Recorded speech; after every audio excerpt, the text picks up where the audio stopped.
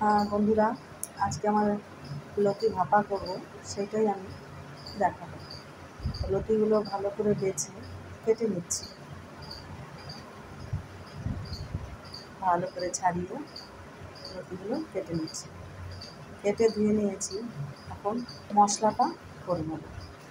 জিরে দিলাম, আদা দিলাম, ওটা পিষবো। ওটা ভালো করে পিষে তারপরে আমি পেঁয়াজ দেবো। পেঁয়াজটা দেবো, পেঁয়াজটা বেটে এখন রসুন দেবো। রসুনটা বেটে নেব। আমার হয়ে গেছে বাটা। এখন লতিগুলো জল ঝরিয়ে একটা গামলায় রেখে দিলাম। এবার মশলাটা লতির সঙ্গে মাখিয়ে নিই। মশলাটা দিলাম, কাঁচা লঙ্কা, নুন, হলুদ,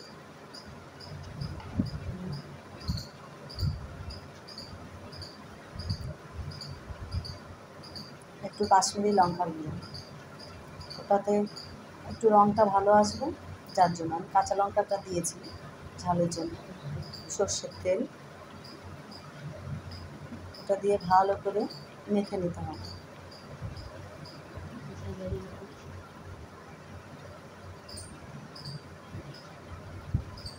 এটা ভালো করে মেখে নিয়ে আধ ঘন্টার মতো ঢাকা দিয়ে রাখতে হবে।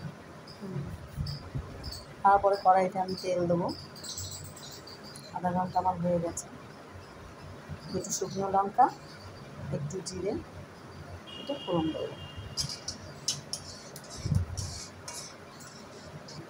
ফোড়ন দিয়ে লতিটা দিয়ে দিলাম।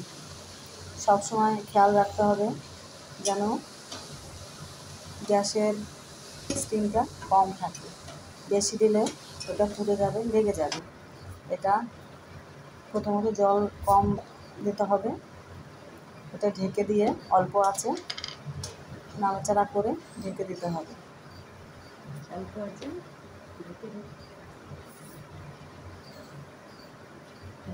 আমি ঢাকনা তুলে নিলাম। নিয়ে এখন নাড়ছি। তবে হ্যাঁ, সামান্য একটু জল দিতে হবে। ওটা মানে গ্রেভিটা যেন থাকে, হালকা শুকনো শুকনো হবে। একটু পরিমাণ মতো একটু মিষ্টি দেবেন, স্বাদ মতো। কারণ যে যেরকম খায়, অনেকে আবার মিষ্টি পছন্দ করে না। আমি মিষ্টিটা পছন্দ করি, আমি একটু মিষ্টি দিই। হাফ চামচ চিনি দিই।